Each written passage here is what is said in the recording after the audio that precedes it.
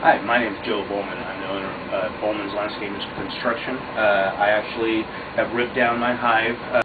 I do not have a way to spin my frames, so we are actually doing this the hard and long way. What we do, if I can get my stuff back, what we do is we do it through straining processes, and we take and put everything in a bucket. Take the wax and the honey off the frames. It's a very crude way of doing it, but very effective. And if you see the beautiful capped honey, push very lightly because you got that plastic frame behind your wax. If you push too hard, you'll just push it right out of the frame. Just go slow and easy. Don't be in a hurry. This is my second time of harvesting honey. We got a small little itty bitty batch earlier this year just to see how our bees were doing. And now we have 20 frames of honey. So that big box, the super right here, was so heavy that I believe this thing weighs, I don't know, anywhere from 70 more. And if you take and look inside, all the honey,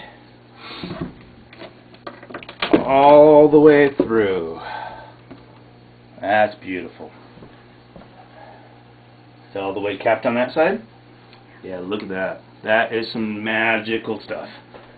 Alright, let's get that back in there and get back to scraping the frame.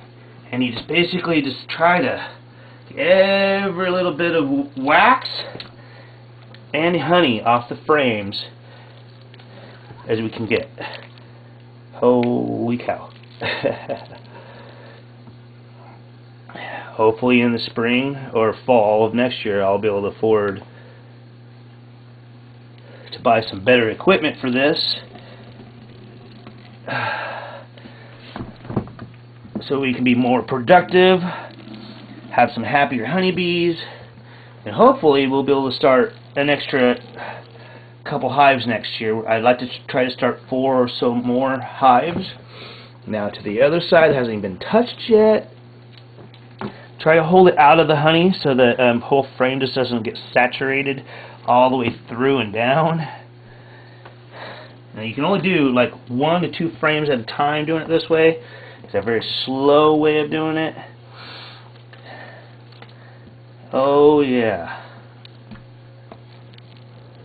Anybody want honey? Wow. Alright. Thank you, and I will get back to you on a different process. Frames we scraped into here, let it drain into this screen here, and then it goes down into the bucket, then it goes through this one, then it goes through this one. So I'm actually doing quite a bit, and I just leave the frames here, let them drip, and then I'll give them back to the bees. They'll clean them up a little bit, and then I rinse them with just warm tap water, nothing else, no chemicals, no soap. And then I take, when I'm done, this is what they look like. I mean, they do have wax on them. They've just been rinsed with just warm or hot water, no chemicals. Put them back in, get the boxes ready. The bottom hasn't even been processed yet, and this is all cut comb. So this actually hasn't even been ripped out of the box yet. So I'm actually, that wasn't even a good sample. See, so a lot of these never got finished. So, see, yeah, it's just honey. So there's some cut comb right there that we'd be able to make maybe. It just won't have the bottom. And so we still have to process all that. We haven't even done that, so we don't know how much honey we're going to have. And I have been vigorously trying to get all this honey canned. I have actually taken and got about half done. The rest of it is cut comb. I'm actually having to separate the wax from the honey. This stuff has actually already been strained and just sitting in here getting the last little bit of honey. Then we take and scrape it out of this basket that was meant for a deep fryer, and we scrape it and we put it in here and just keep on filling this up. as soon as this gets so full that we can't fit any more in, we set it inside the hot water that I use to actually clean my instruments to get some of the wax off all the stuff. And then this will actually melt down. The bottom layer will be all honey and the top will be wax. And we have actually taken and finalized some of our wax that we are harvesting as well as the honey. Now this boiling water actually helps keep the moisture in the air a little bit better to keep the honey flowing. I turned the temperature up to about 74 in the house just because at 68 it was taking forever to go through the filters. So what we have gotten, oh yeah, that plus we have this out here to show the house,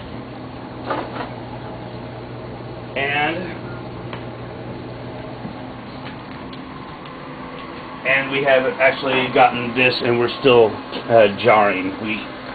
What I do is after I filter it over here, I screen it through here to get all the rest of the stuff out. Then I filter it one more time. It fills the jar all the way up. Then as soon as it's full, I switch. I put the lids on. These haven't been sealed yet. And you wash your hands an awful lot when you're doing this because your hands are actually just constantly sticky. So you go through a lot of hot water. So I get the jars nice and warm so it's not a shock to their system by dipping them in the hot water so I don't break them. Get nice and warm. I only put the top of the jar. If you can't stand the heat, you can use something to hold the jar, or one of those fancy little baskets you can use. You don't want to submerge the whole thing because it really will heat up the honey, and you really don't want to heat up the honey if you can help it. It kind of can hurt it. So I just get it. There's this little plastic on the lids on tops that actually just needs to soften, so when you tighten it, they just really get a nice tight seal. Let it sit and dry it, and actually try to tighten it one more time before you are done with it. Put it off to the side for ones that actually have been done, and go again. And just repeat the process, just trying to soften that rubber that's underneath that little lid. That's all you're trying to accomplish.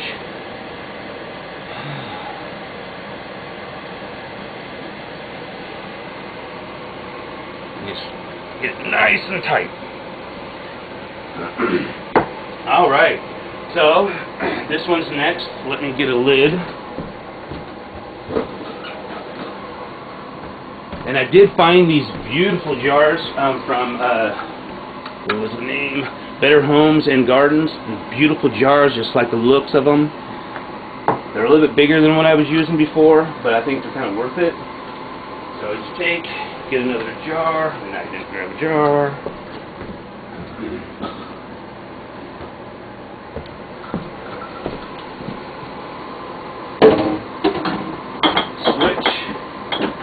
New jar gets there. I like to take and get nice and warm, clean all the honey off the mouthpiece, so in 2 months to a year when someone opens it or whenever it gets opened, it's not solid stuff from the honey drying. So I get all of it off, constantly using hot water to dissolve all the sugar and stickiness of the honey. Put it on, get nice and tight. Right underneath hot water to get all the honey off the jar or anything that might have gone down the sides, by also warming the jar up. Set it in the boiling hot water. Trying not to heat up any of the honey if we can. Just kind of try to get the lid to seal. Okay. And tighten it as tight as you can get it. And there you go. So, thank you very much. You have a very awesome day, and I'll see you next time. Thank you. Bye. Hi, how you doing? This is actually what we've gotten from all our hard work, or actually technically all the bees' hard work. We actually have already given quite a bit away.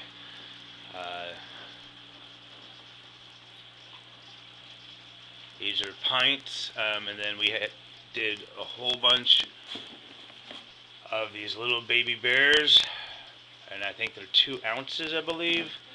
And then we took and did a complete jar of honey and a complete whole comb. Jessie, that's so real girl. And we wrapped up a whole bunch of cut comb boxes.